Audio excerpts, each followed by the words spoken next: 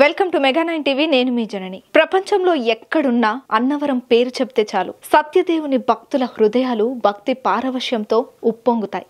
దేవదేవుని నామస్మరణ 1000 జన్మల పుణ్యఫలంగా భావిస్తారు. ఆధ్యాత్మికతకు ప్రశాంత వాతావరణానికి అలవాలంగా ఉండాల్సిన సత్యదేవుని ఆలయం వివాదాలకు అవినీతికి కేంద్ర బిందువుగా మారిపోతోంది. దీంతో కాకినాడ జిల్లాలో మిగతా ముఖ్యమైన ఆలయాలు అదే బాట పడుతున్నాయి. భక్తులు గొంతు చించుకొని సనాతన ధర్మాన్ని కాపాడండి మహాప్రభు అంటున్న దేవాదాయ శాఖకు చీమ కుట్టినట్టయినా లేకపోవడం హిందువులను కలిసివేస్తోంది. అన్నవరం సత్యదేవుని గోపురంలో అవినీతి కాపురం చేస్తోంది.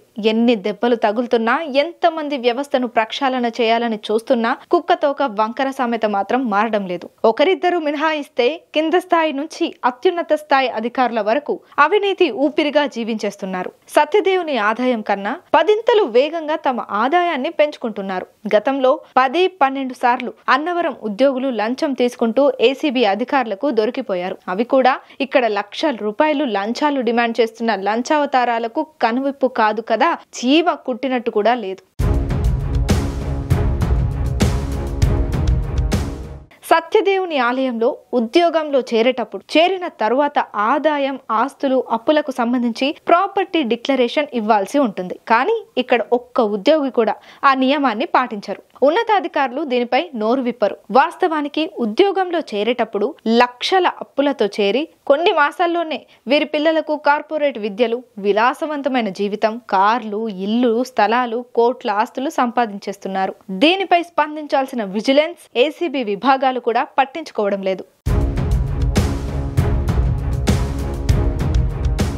అన్నవరం దేవస్థానంలో ముఖ్యంగా పరిపాలనా విభాగం, సెంట్రల్ రిజర్వేషన్, సెంట్రల్ స్టోర్స్, వ్రతాలు, ఆలయ విభాగంలో ఎన్నో ఏళ్లుగా పాతుకుపోయి అంతర్గత బదిలీలలో కూడా మరో విభాగానికి బదిలీ అవుతారు తప్ప మిగిలిన విభాగాల్లో పనిచేయడానికి ససేమిరా అంటారు. దీనికోసం కార్యనిర్వహణ అధికారి కాళ్ళు ఒత్తడానికి కూడా సిద్ధపడతారు. భక్తులు సత్యదేవుని వ్రతాలు నిర్వహించుకొని వ్రతం చేసిన పురోహితులకు ఇచ్చే సొమ్ములను గద్దెలా తన్నుకుపోయే అధికారులకు ఇక్కడ కొదవే లేదు. గతంలో ఈ విభాగపు ఈవో తర్వాత స్థాయి ఉద్యోగికి నెలకు 40,000 వ్రత విభాగం నుంచి ముడుపులు అందేవి. ఇప్పుడు ఆ మొత్తాన్ని 1,00,000కు పెంచాలని డిమాండ్ చేశారు. అంత పెద్ద మొత్తం ఇచ్చుకోలేము మహాప్రభు అంటే దాన్ని 75,000కు తగ్గించి తమ ఔన్నత్యాన్ని చాటుకున్నారు.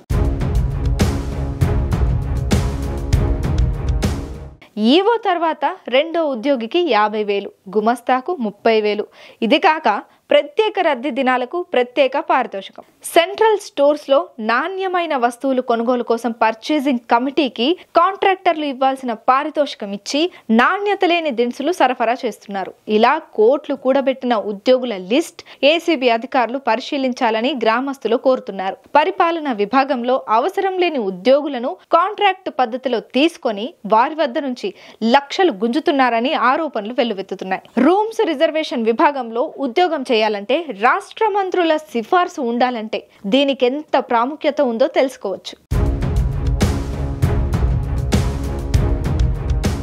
పెళ్లిళ్ల సీజన్లలో మండపాల కాంట్రాక్టర్లు ఇచ్చే మామూలుగా ఉండవనేది జగమెరిగిన సత్యం. ఈ విభాగంలో ఉద్యోగులకు ఎంతో పోటీ, రాబడి ఉందంటే ప్రస్తుత దేవాదాయ కమిషనర్ రామచంద్రమోహన్ అన్నవరం ఈవోగా పనిచేసినప్పుడు మంత్రుల వద్ద నుంచి తమ మనిషిని అక్కడ పెట్టాలని వరుస ఫోన్లు రావడంతో ఆశ్చర్యం వ్యక్తం చేశారు. కార్తీక, మాఘ మాసాల్లో వీళ్ళు ఎమ్మెల్యే, మంత్రుల పేర్లతో గదులు అమ్ముకుంటారని గుసగుసలు వినిపిస్తున్నాయి.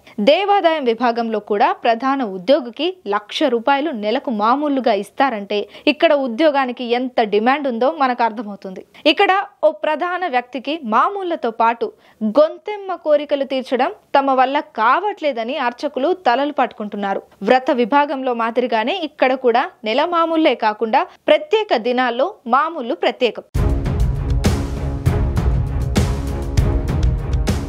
సత్యదేవుని ప్రధానాలయం ఎదురుగా పెట్టే దీపాల్లో ఆవు నెయ్యికి బదులు పశు వ్యర్థాలతో చేసిన కొవ్వును వాడుతున్నారని, వీటి శాంపిల్స్ ల్యాబ్స్ కి పంపించి పరీక్షించాలనే డిమాండ్లు వినిపిస్తున్నాయి. ఎన్నో సంవత్సరాలుగా ఇక్కడ వ్యాపారులు ఇదే వ్యాపారం చేస్తున్నారని ఆరోపిస్తున్నారు.